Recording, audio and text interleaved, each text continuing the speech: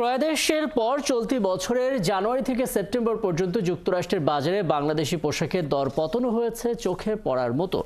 গার্মেন্টসের মালিকরা বলছেন, যুক্তরাষ্ট্রের নির্বাচন এবং বাংলাদেশের রাজনৈতিক পরিস্থিতির পাশাপাশি শ্রমিক অসন্তোষের জেরেই পোশাক রপ্তানি এবং আয়ে এই নিম্নমুখী প্রবণতা। জাহিদুল ইসলামের প্রতিবেদন। বাংলাদেশি পোশাকের একক বড় বাজার যুক্তরাষ্ট্র।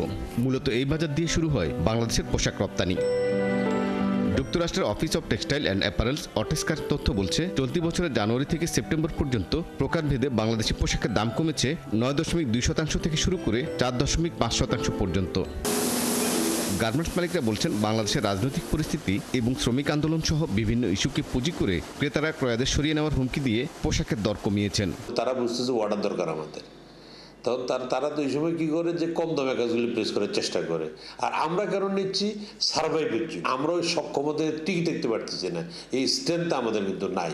কারণ আমাদের ম্যাক্সিমাম ফ্যাক্টরিগুলি, ম্যাক্সিমাম না, অলমোস্ট 97-98% ফ্যাক্টরি কিন্তু লোনের মাধ্যমে ব্যাংকের সহায়তায় আমরা ব্যবসা করি। বিশ্লেষকরা বলছেন, যুক্তরাষ্ট্রের নির্বাচন এবং মূল্যস্ফীতির কারণেও বাংলাদেশের পোশাকের ক্রয়াদেশ এবং দাম দুটোই কমেছে। ইউএস বাজারে রাজনৈতিক অনিশ্চয়তার একটা প্রেক্ষাপট ছিল নির্বাচন কেন্দ্র করে।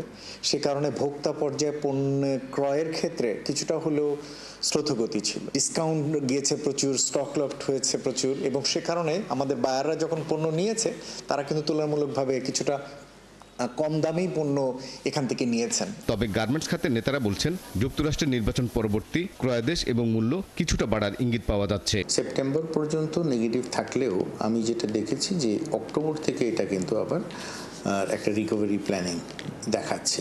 ইউএস মার্কেটে একটা পজিটিভ ভাইব আসবে, বিকজ ট্রাম্প সরকারের সাথে অ্যান্টি চায়না বা চায়নার সাথে যে একটা হতে পারে, একটা আনসার্টেনিটি ক্রিয়েট হতে পারে, সেটাকে অ্যান্টিসিপেট করে কাস্টমাররাও হয়তো কিছু অর্ডার চায়না থেকে মুভ আউট করার চেষ্টা করবে। এদিকে অ্যামচেম বলছে, রপ্তানি বাধা দূর করে আয় বাড়াতে টিকফার মতো দ্বিপাক্ষিক প্ল্যাটফর্মে আলোচনা হতে পারে।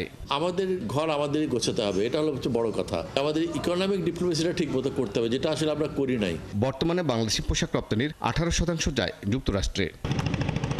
জাহিদুল ইসলাম, 71, ঢাকা।